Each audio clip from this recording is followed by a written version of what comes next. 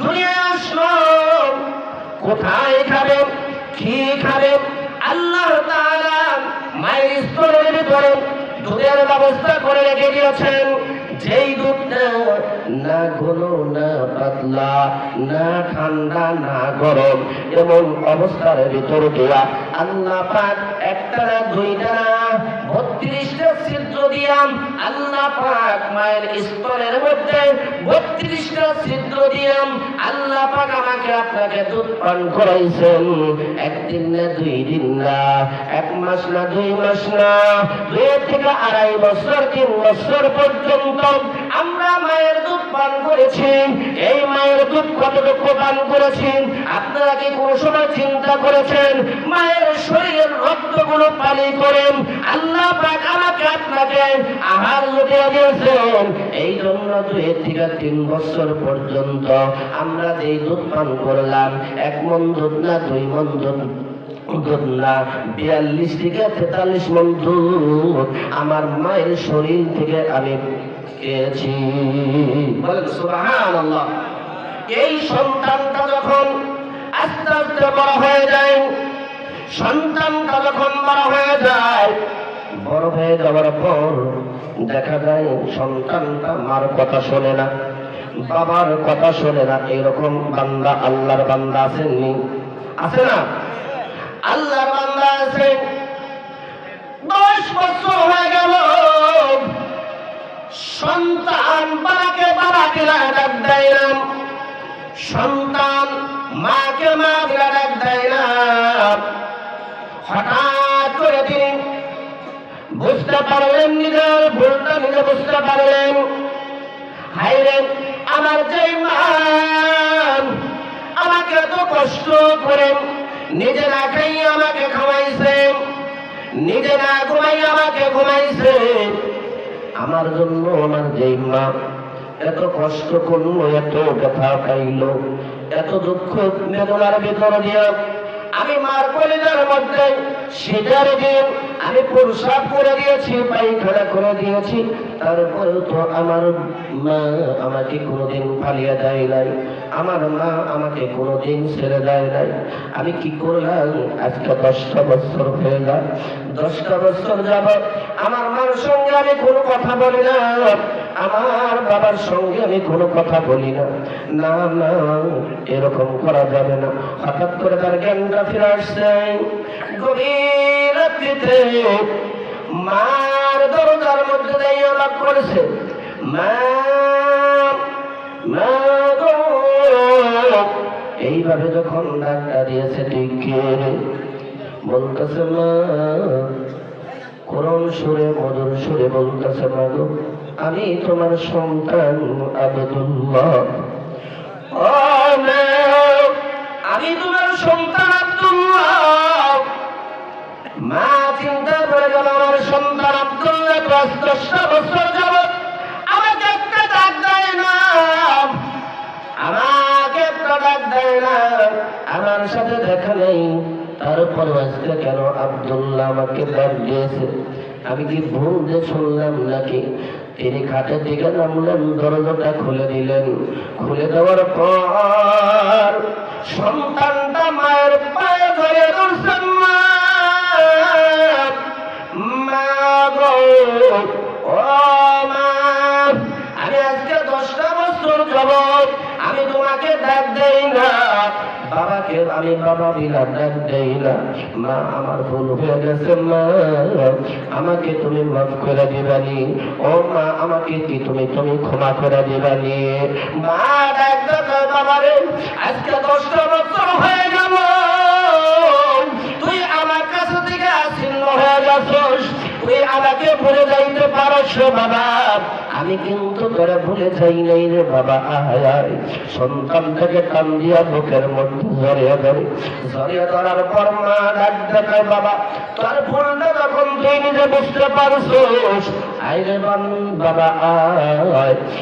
মাগো, তুমি কি আমাকে মাফ করে দিবানি বলো? আরে বাবা, আমি তোমাকে মাফ করে দিব। বাবাকে আমাকে মাফ করে দিবনি? হ্যাঁ, তোমার বাবাও তোমাকে মাফ করে দিব। তোমাকে আজকে 10টা বছর হয়ে গেল, তোমার বাবাকে তুমি ডাক দাও না, তাই বলে তোমার বাবা তোমাকে ছেড়ে দিয়েছে, দৌড় দিয়ে যাইয়া বাবার পায়ে জড়িয়ে ধরছে, বাবা ও বাবা আমি তো ভুল করে ফেলাইছি গো বাবা, আমাকে তুমি আল্লাহর রাস্তায় মাফ করে দাও। বাবা যখন কান্দিয়া লইয়া বুকের মধ্যে জড়িয়ে ধরে, বাবা আমি তোমাকে আল্লাহর রাস্তায় মাফ করে দিলাম, তোমার নিজের ভুলটা যখন তুমি নিজে বুঝতে পেরেছ, আয় রে বাবা আয় আমার বুকে আয়। মা ডাক দিয়ে বুকের মধ্যে জড়িয়ে দেয়, আয় রে বাবা আয় আয়, আমি তোর মাফ করে দিলাম, আর ভবিষ্যতে এরকম কাজ করে দিলাম। আমার আল্লাহ ডাক ডাকে, ওরে আমার বান্দা, ওরে আমার বান্দি, তোমার মা তোমাকে পেটে ধারণ করেছে, মাত্র 10 মাস 10 দিন পর্যন্ত পেটে ধারণ করেছে। এই মা অন্তরের মধ্যে যতটুকু মায়া আছে, এই মার অন্তরের মধ্যে যতটুকু মায়া আছে, তার চাইতে 1000 গুণ বেশি মায়া আমি মহান রব্বুল আলামিনের প্রতি, আমার বান্দা আর বান্দির প্রতি আছে। জয় বলেন না সুবহানাল্লাহ। আল্লাহ তাআলা বলেন, বান্দারে তোমার মা যদি তোমাকে 10 বছর পরে তোমার ভুলটা তুমি নিজে ধইরা তুমি মার কাছে মাপ চাইতে পারো, তোমার মা যদি তোমাকে ক্ষমা করে দিতে পারে, বাবা যদি তোমাকে ক্ষমা করে দিতে পারে, আমি আসমান বানাইছি, জমিন বানাইছি, সাগর বানাইছি, নদী নালা বানাইছি, খাল বিল বানাইছি রে বান্দা। কোন বান্দা আমি আসমান বানাইয়া আমি বলি নাই আসমান আমার, জমিন বানাইয়া আমি বলি নাই জমিনটা আমার, সাগর বানাইয়া আমি বলি নাই সাগরটা আমার, নদী নালা বানাইয়া আমি বলি নাই নদী নালা আমার, তারকা বানাইয়া আমি বলি নাই তারকাটা আমার, সূর্য বানাইয়া বলি নাই সূর্যটা আমার, চন্দ্রটা বানাইয়া আমি বলি নাই চন্দ্রটা আমার, কিন্তু আমি আমার বান্দা বানাইয়া আমি আল্লাহ তাআলা বলেছি আমার আদরের বান্দা আমার। কি বলেছেন বলেন? আমার আল্লাহ তাআলা বলেন আমার আদরের বান্দা আমি বানাইয়া আমি বলছি আমার আদরের বান্দা আমার, আমি আদরের বান্দাকে এমনি বানাই নাই, অত্যন্ত আদর আর মহাব্বত প্রেম আর ভালোবাসা দিয়া আমি মহান রব্বুল আলামিন আমার বান্দাকে বানাইছি। এই বান্দা বান্দি যখন ভুল করবে অন্যায় করবে, গুনার কথা স্মরণ করিয়া যখন আমার কাছে মাপ চাইবে, আমার কাছে ক্ষমা চাইবে, 2 ফোঁটা চোখের পানি ছেড়ে দিয়া যখন ডাক দেবে আল্লাহ, আমি আল্লাহ তাআলা আমার বান্দা বা বান্দির জীবনের গুনাহগুলো মাফ করে দেব। বলেন সুবহানাল্লাহ। লা ইলাহা ইল্লাল্লাহ, লা ইলাহা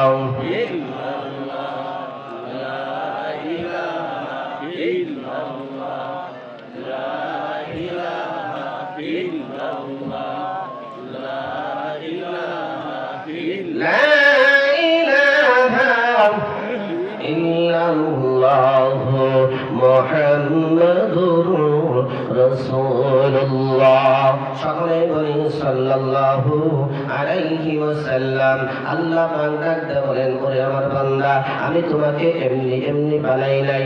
আফা হাসিবতুম আন্নামা খালাকনাকুম আবাসাও ওয়া আন্নাকুম ইলাইনা লা তুরজাউন।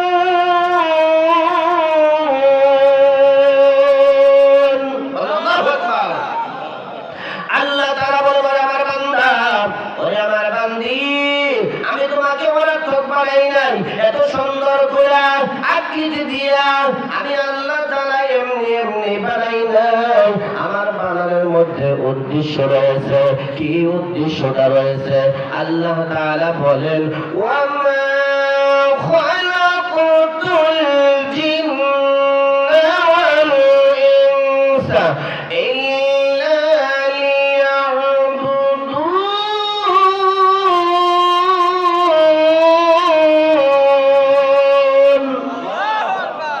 আল্লাহ তাআলা বলেন, আমি মানুষের জিনকে সৃষ্টি করেছি কেবলমাত্র আমার ইবাদত আর বন্দেগী করার জন্য, আমার গোলামি করার জন্য, আমার ইবাদত আর বন্দেগী করার জন্য আমি মানুষের জিনকে সৃষ্টি করেছি। বলেন সুবহানাল্লাহ।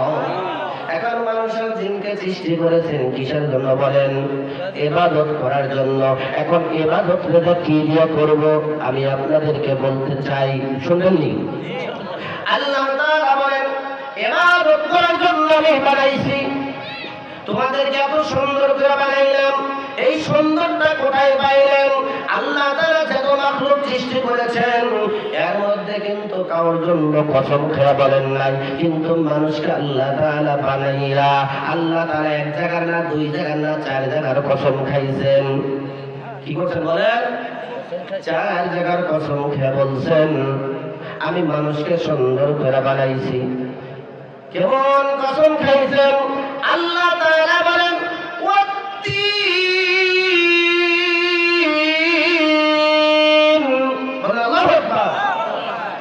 আমি তিনের কসম খেয়ে বললাম আমি মানুষকে সুন্দর করে বানাইছি।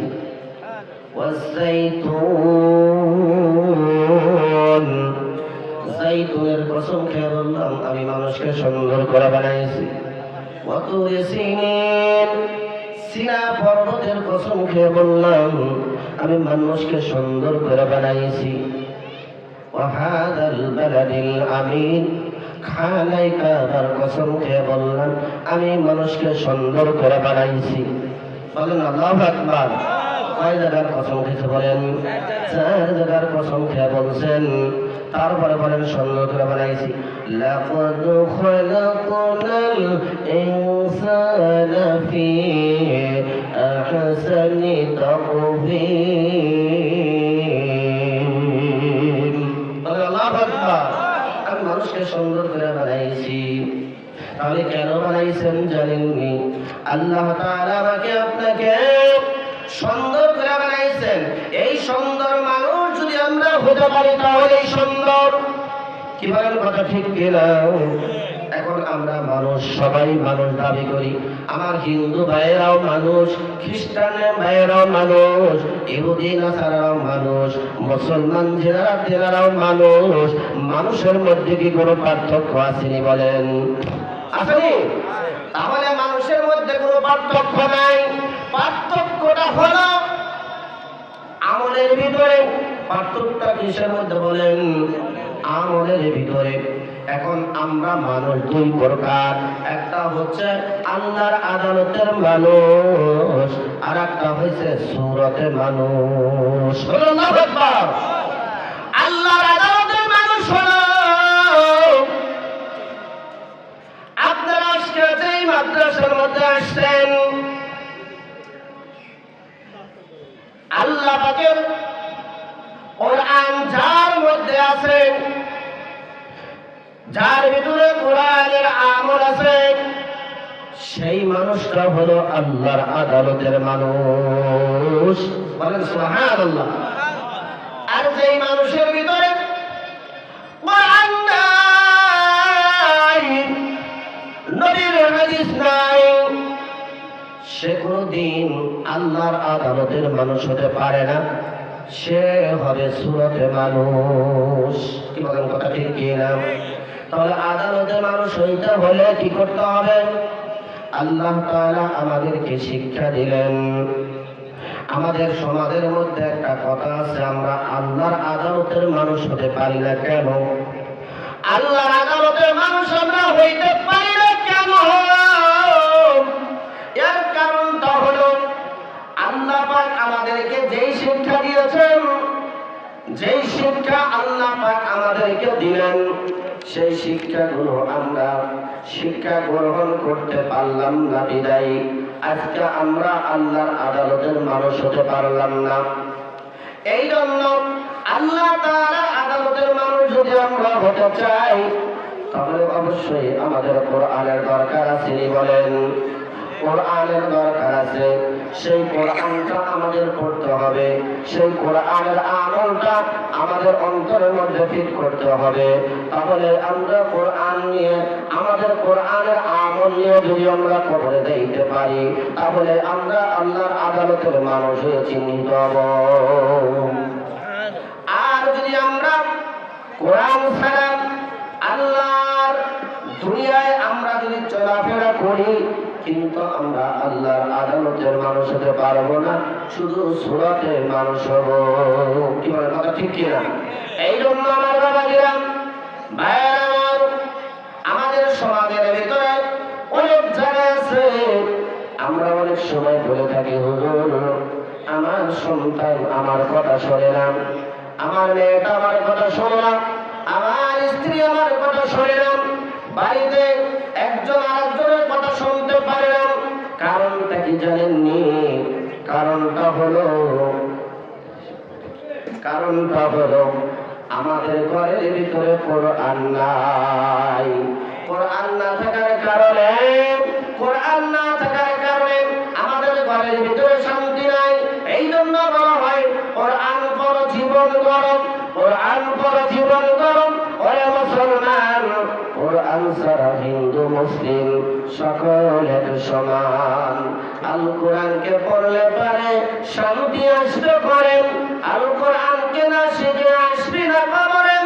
আল কোরআনের বাণী ভাই কথাই যে মধুর, না শিখিলে বুঝবি না রে থাকবো বহুদূর, না শিখিলে বুঝবি না রে থাকবি বহুদূর। আল কোরআনের শুরুতে লেখা আলিফ লাম মিম, আল কোরআন অনুযায়ী আমল করলে পাইবি তাজিম। বলেন আল্লাহু আকবার। কি বলেন? পাইবেন তাজিম, পাইবেন কিনা বলেন? তাই আমি আপনাদেরকে বলতে চাই, আমার সময় শেষ হয়ে আসছে, আমি আপনাদেরকে একটা নসিহত করে যাই। আমাদের মায়েরা, বোনেরা, ভাইয়েরা, বাবাজিরা, কান পেতে শুনুন। ঘরের ভিতরে যদি শান্তি আনতে চান, তাহলে ঘরের ভিতরে কোরআন পড়েন। ঘরের ভিতরে যদি রহমত আনতে চান, তাহলে ঘরের ভিতরে কোরআন পড়েন। যদি কোরআন না পড়েন, ওই ঘরের মধ্যে কোশ্চেন কালেও শান্তি আসতে পারে না। আমাদের অনেক সমাজের ভিতরে দেখা যায়, হুজুর আমার সন্তান তো আমাদের কথা শুনে না, আমাদের কথা অনুযায়ী চলে না। ও আমার বাবা দিয়া ভাইরা, আমরা অনেক ওয়াজ শুনে বাপ মার খেদমত করতে হবে, বাপ মার হক সম্পর্কে আমরা আলোচনা করি, কিন্তু না, বাপ মার প্রতি যখন